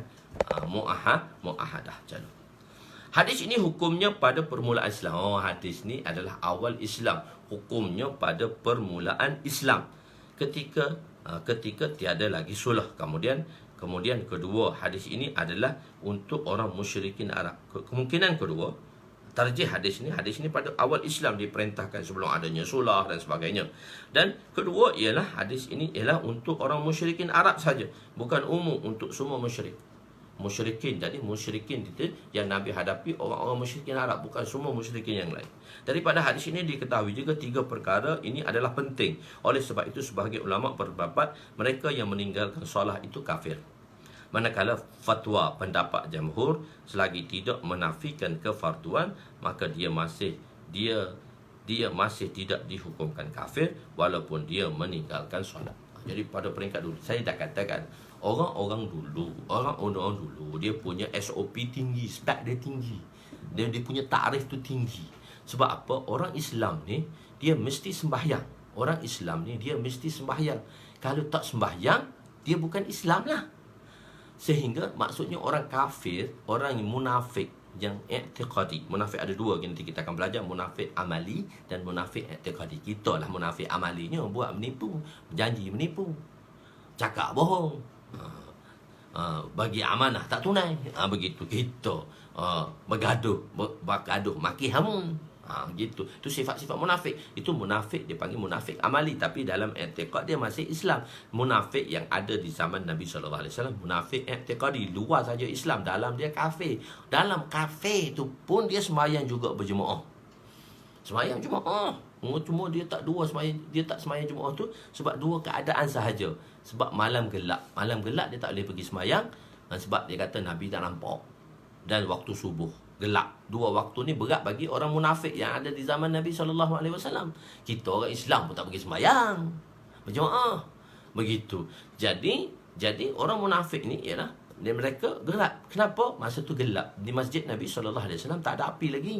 Masjid Nabi SAW datang pelita tu dibawa api, misbah tu dibawa oleh satu orang sahabat yang nama Tamim Dari daripada Iran, yang datang ke tempat Nabi membawa pelita, membawa misbah lampu untuk masjid Nabi, letak dalam masjid Nabi, cerah, baru Nabi nampak orang. Nabi kata, nawwarallahu marqadahu kama nawwarta masjidi, haza masjid. Moga Allah SWT mencahayakan marqadahu, kubur kamu, sebagaimana kamu telah mencahayakan masjidku ini. Itu pada doa pada Tamim Dari, Sayyidina Tamim Dari radhiyallahu anhu, yang telah membawa lampu pada tahun ke-9 Hijrah di dalam masjid Nabi.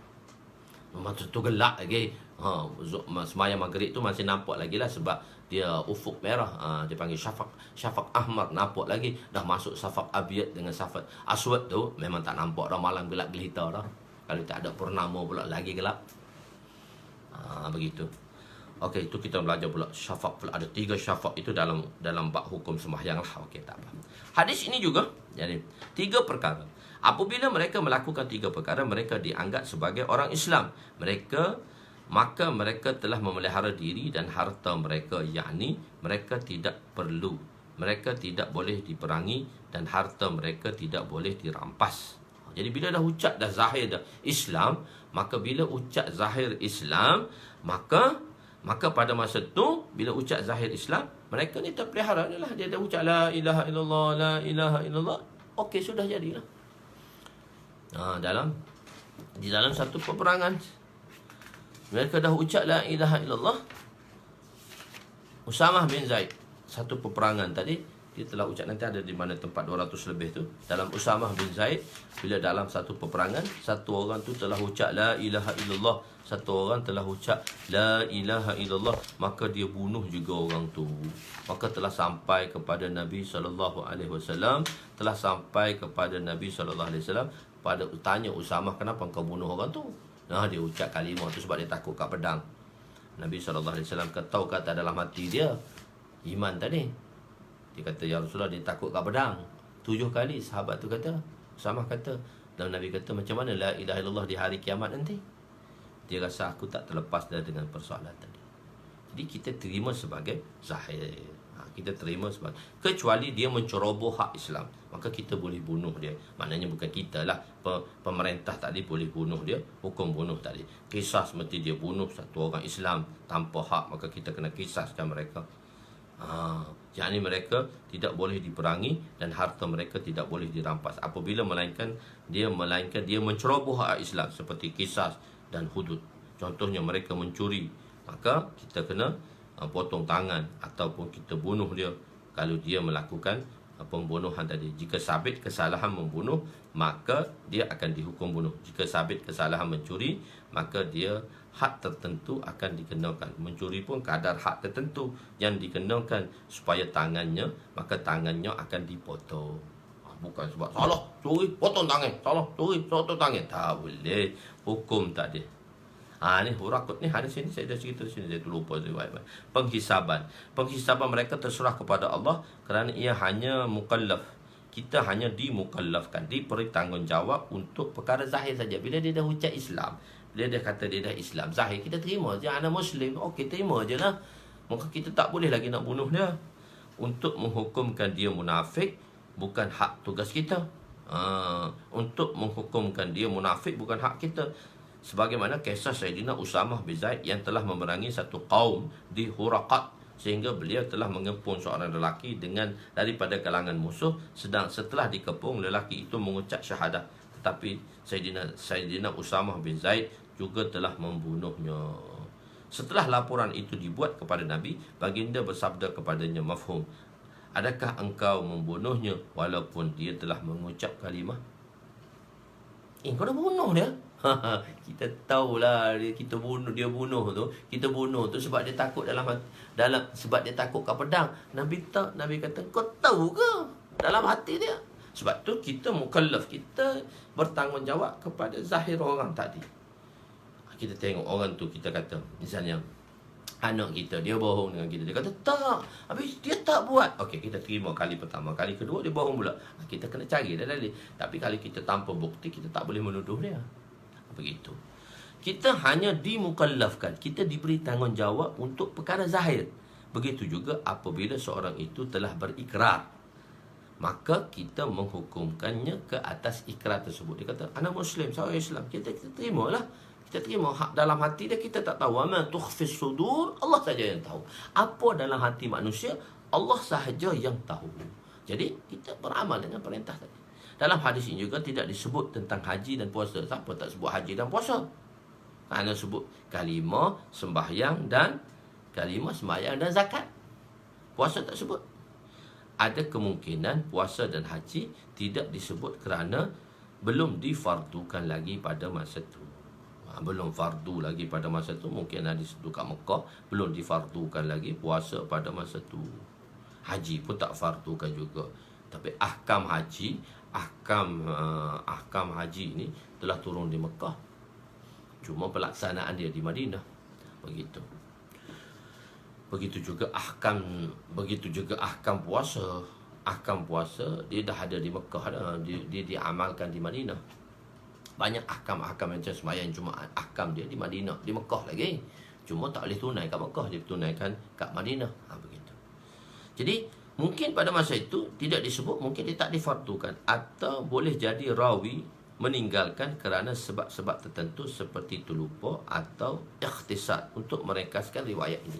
Ataupun rawi tadi dia terlupa dua tadi, dia tinggal dua tadi. Mungkin juga kadang-kadang kita tengah cerita terlupa. Jadi dalam majlis tu tak cerita.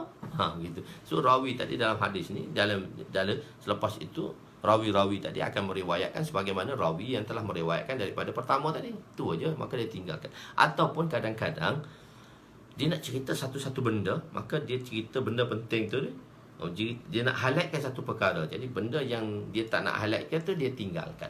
Macam itulah kita, mana kita tak highlightkan benda tadi. Kita nak highlightkan satu benda, maka kita menceritakan benda tadi. Jadi seolah-olah benda lain tak ada. Jadi itu kadang-kadang berlaku di kalangan rawi-rawi. Kadang-kadang dia nak apa benda yang nak di-highlightkan di situ. Apa benda yang nak di-highlightkan di situ, itulah yang dia ceritakan. Bukan bermakna dia menafikan sebab satu hukum tadi kita tak boleh ambil dalam satu hadis. Satu hukum tu kita kena tengok ayat-ayat Quran, adakah dia berceranggah dengan ayat Quran ataupun dia berceranggah satu sama lain. Macam kaedah yang kita amalkan, yang bukan kita lah, ulama amalkan tatbik, mana kita cari kesinambungan. Kedua, kita cari rajih marjuh. Yang ketiga, kita cari nasih dan mansukh. Begitu kaedah-kaedah yang telah dijalankan. InsyaAllah kaedah-kaedah ini yang telah dijalankan sedemikian, maka bila kita buat sedemikian, InsyaAllah maka Allah SWT akan bantu pada kita semua. InsyaAllah Allah akan bantu. Kita baca satu hadis lagi. Siapakah orang Islam? Khair. Sayyidina Anas radhiyallahu anhu, wa ana Anas radhiyallahu anhu annahu qala Rasul sallallahu alaihi wasallam, man shalla salatana wastaqbala qiblatana wa akala zibahatana fadzalikal muslimu allazi lahu zimmatullah wa zimmatu rasulih fala tuhfirullaha fi zimmatihi, rawahu Bukhari. Sayyidina Anas radhiyallahu anhu meriwayatkan bahawa Rasulullah sallallahu alaihi wasallam telah bersabda, barang siapa yang bersolat dengan solat kita dan menghadap kiblat ke arah kiblat kita dan memakan sembelihan kita, maka dia dikira sebagai seorang Muslim yang baginya perlindungan Allah dan perlindungan Rasulnya. Maka janganlah kamu mengkhianati perjanjian dengan Allah berkenaan dengan orang-orang yang di bawah perlindungannya. So kalau kita terjemah lafzi tak faham, so saya terjemah masuk dalam bracket. Sebab perkataan-perkataan dalam bracket tu tak ada dalam hadis, tapi sebenarnya tak ada dalam hadis ni. So dia dalam hadis-hadis yang lain, ataupun untuk memberi terjemahan tu dia betul memaknakan terjemahan tu, supaya kalau kita terjemah Allah perlindungan Rasulnya, maka janganlah kamu mengkhianati Allah berkenaan mengkhianati Allah. Maknanya mengkhianati perjanjian yang telah dibuat dia dengan Allah berkenaan dengan orang-orang yang di bawah perlindungannya, iaitu orang-orang yang telah mengucap syahadah tadi. So saya terjemah dalam bracket. So ayat tu dia akan memahamkan makna dia. Dia panggil terjemahan tadi. Dia kadang-kadang dia tak boleh kena terjemah darat. Bolehlah terjemah darat. Dalam terjemahan tu dia ada dua keadaan. Satu terjemah lafziyah, sebiji-sebiji macam mana terjemah lafziyah. Satu terjemah muhawarah, macam mana nak memahami keadaan tadi. Okey. Penerangan mereka yang melakukan tiga perkara ini, iaitu maknanya umumnya ialah merujuk kepada mereka yang melakukan amalan Islam yang zahir.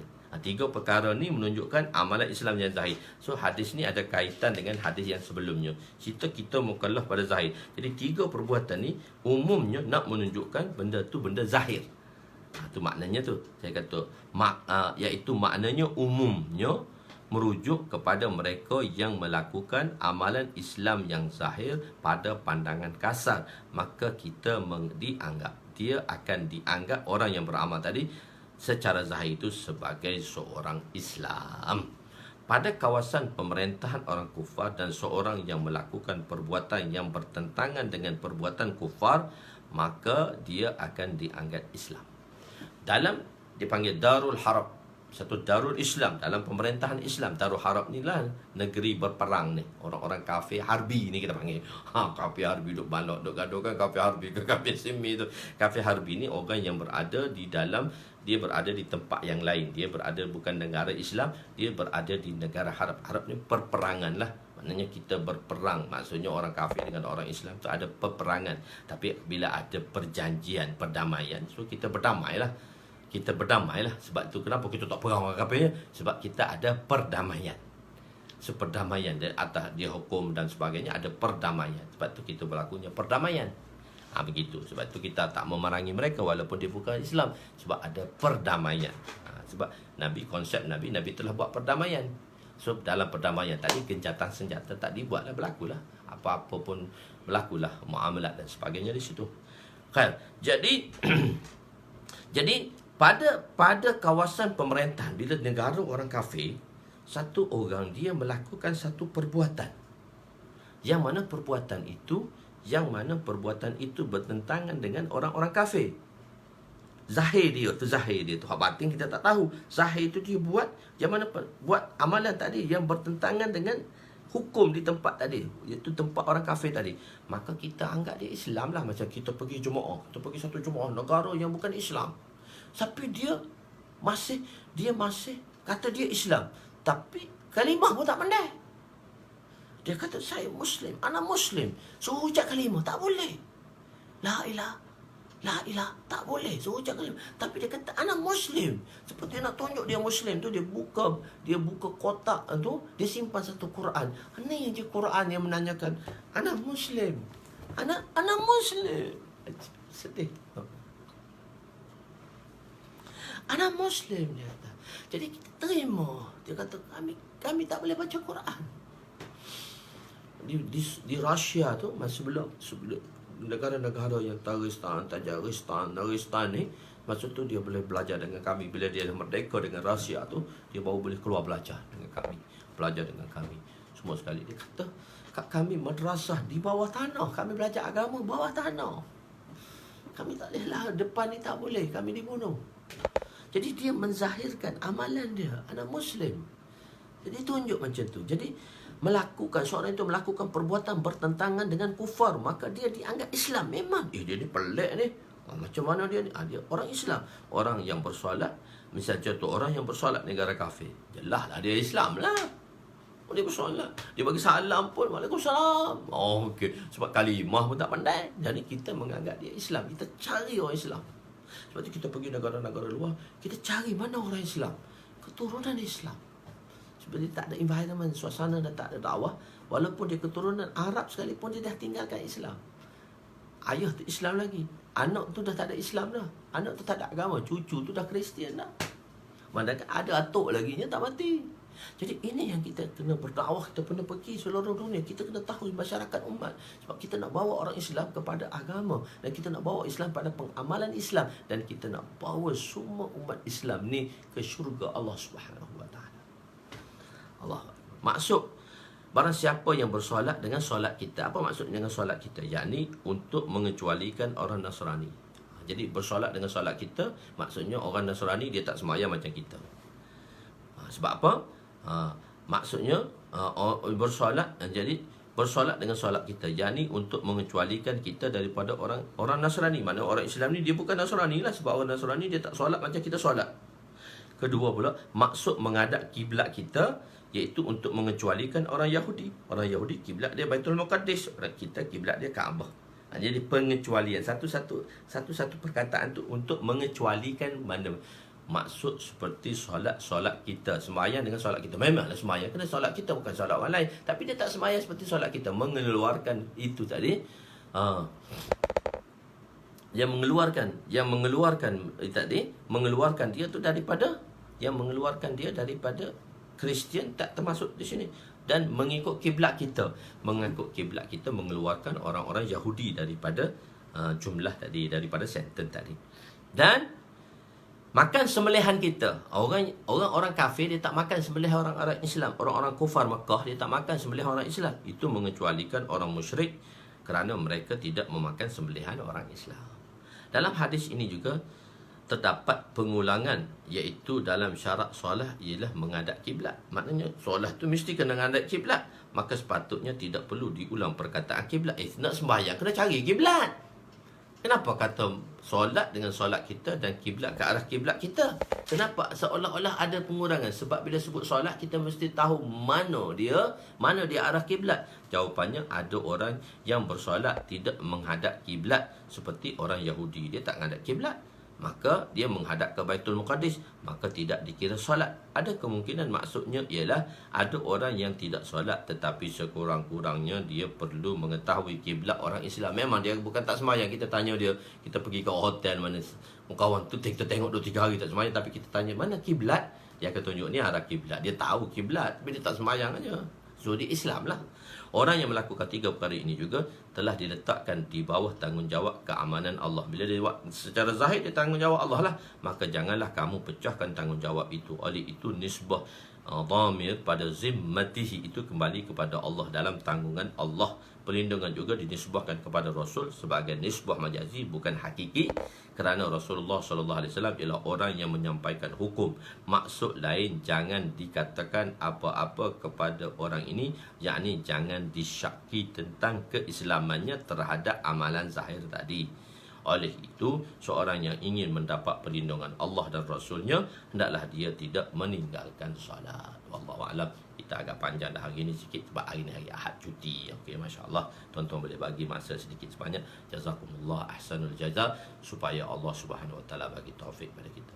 Aku qouli hadza, astaghfirullahal azim li wa li walidayya wa li jami'il muslimina wal muslimat walil mu'minina wal mu'minat al ahya'i minhum amwat bi rahmatika ya arhamar rahimin ya awwalal awwalin wa ya akhiral akhirin wa ya dzal quwwatil matin wa ya rahimal masakin wa ya arhamar rahimin. Allahumma ighfir lana dhunubana wa wassi' lana khalaqana wa tajib lana kasabana wa kanni'na bima razaqtana wa la tuzhib talabana ila syai'in sarraftahu anna. Ya Allah, ya Tuhan kami, ampunilah dosa-dosa kami, dosa kedua ibu bapa kami, mertua kami, abang kami, kakak kami, adik kami, jiran tetangga kami, sahabat handai kami, warga-warga kami, datuk nenek kami, asatizah kami, guru-guru kami, talamizah kami, anak-anak murid kami, dosa anak isteri kami. Ya Allah, dosa datuk nenek kami, ya Allah. Ya Allah, ya Allah, pilihlah kami, ya Allah. Berilah keampunan pada kami semua, ya Allah, dengan rahmat-Mu, ya Allah, dengan keberkatan hari nuzul Al-Quran ini. Bukalah hati kami untuk Al-Quran, basahilah lidah kami dengan membaca Al-Quran Al-Quran. Ya Allah, jadikanlah akhlak kami akhlak Al-Quran. Ya Allah, bantulah kami, tolonglah kami. Ya Allah, kesihanilah kami. Ya Allah, Ya Allah, selesaikanlah segala masalah kami. Pada mereka di kalangan kami yang berhajat, maka selesaikanlah segala hajat dan keperluan kami. Ya Allah, Ya Allah, selesaikanlah hajat dan keperluan kami yang jawas. Ya Allah, pada mereka yang mana berdoa bagi pihak kami, pada mana mereka yang berdoa bagi pihak kami, meminta doa daripada kami. Ya Allah, tunaikanlah segala permohonan jawas mereka. Ya Allah, bantulah mereka. Ya Allah, kesihanilah mereka, selamatlah kami daripada musuh. Ya Allah, dan selamat kami daripada penyakit COVID-19. Ya Allah, nyahkanlah penyakit ini di seluruh alam. Ya Allah, Ya Allah, perbaikilah amalan kami, terimalah kami. Ya Allah, Rabbana zalamna anfusana wa illam taghfir lana wa tarhamna lanakunanna minal khasirin. Rabbana atina fid dunya hasanah wa fil akhirati hasanah wa qina azabannar. Wa sallallahu ala sayyidina Muhammadin wa ala alihi wa sahbihi ajma'in walhamdulillahirabbil alamin. Haji Abdul Manan tu baru hari ni saya nampak. Maka jangan terlupa ya, Haji Abdul Manan pukul 6.45 pagi, insya-Allah. Haji Abdul Manan Kuang tu, saya baru tengok dia hari ni, insya-Allah. Dia jangan terlupa pada penerangan saya. Wallahu a'lam. Sadaqallahu alazim. Bismillahirrahmanirrahim.